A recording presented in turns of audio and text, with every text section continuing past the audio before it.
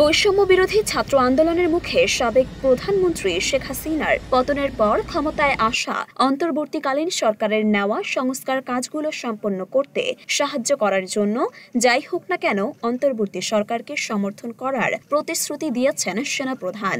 সেই সাথে এও জানিয়েছেন দেশের রাজনীতিতে হস্তক্ষেপ করবে না সেনাবাহিনী।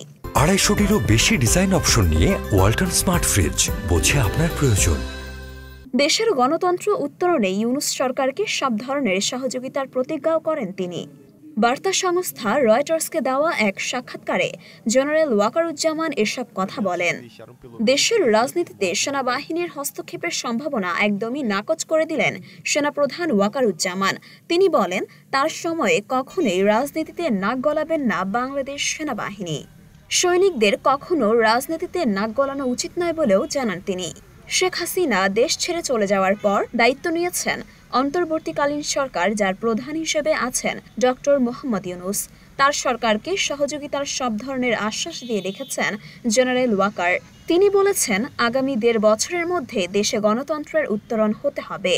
বৈষম্য বিরোধী ছাত্র আন্দোলনে জেনারেল ওয়াকারুজ্জামান এবং সেনাবাহিনী কোনো বাধা দেয়নি। আর এতে শেখ হাসিনার ভাগ্য নির্ধারিত হয়ে যায় এবং 15 বছর ক্ষমতায় থাকার পর স্বৈরাচারী এই শাসক পদত্যাগ করে প্রতিবেশী ভারতে পালিয়ে যান। ওয়াকারুজ্জামান বলেন, তিনি ডক্টর ইউনূসের পাশে থাকবেন, যাই হোক না কেন, যাতে তিনি তার মিশন সম্পন্ন করতে পারেন। ইউনূসের সাথে সম্পর্ক কেমন জেনারেল ওয়াকারের? এমন প্রশ্নের জবাবে ওয়াকার জানান, তিনি প্রতি সপ্তাহে ইউনূসের সাথে একবার সাক্ষাৎ করেন। তাদের মধ্যে খুব ভালো সম্পর্ক রয়েছে। দেশ সংস্কারে ইউনূস এখন পর্যন্ত যে সকল পদক্ষেপ নিয়েছেন সেগুলোর প্রতিও পূর্ণ সমর্থন আছে বলে জানান সেনাপ্রধান। জেনারেল ওয়াকার আশাবাদ প্রকাশ করে বলেন, একসাথে কাজ করলে তাদের ব্যর্থ হওয়ার কোনো সুযোগ নেই। মরিয়ম মিম, ঢাকা পোস্ট।